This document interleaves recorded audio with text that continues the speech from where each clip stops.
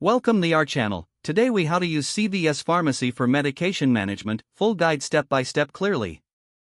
To begin, visit the CVS Pharmacy website or open the CVS mobile app. If you are a new user, create an account by providing your email, name, and a secure password.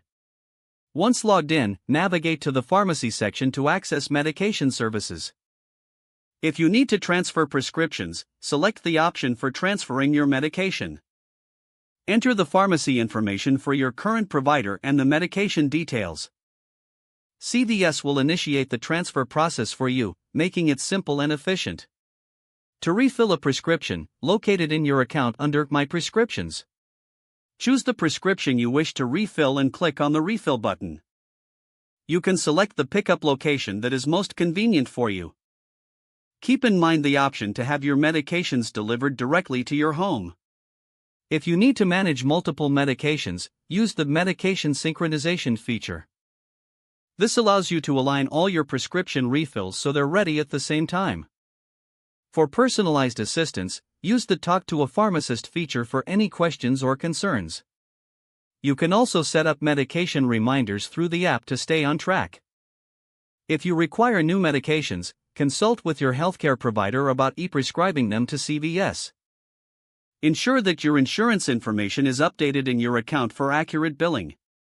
Utilize the Drug Interaction Checker tool to understand potential interactions between your medications. After picking up or receiving your medications, review the information provided with your prescriptions. Keep track of your medication schedule using the app or a calendar. Regularly update your CVS account with any changes to your health status or medication list. Take advantage of the Health Resources section for additional support on medication management. By following these steps, you can effectively manage your medications using CVS Pharmacy services. If the page does not load, refresh the browser or try again in a private or incognito window. Make sure you are using the correct email address, then retype it carefully to avoid small typos.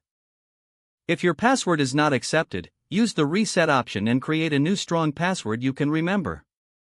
Check your spam folder for verification or security emails, then complete any requested confirmation steps.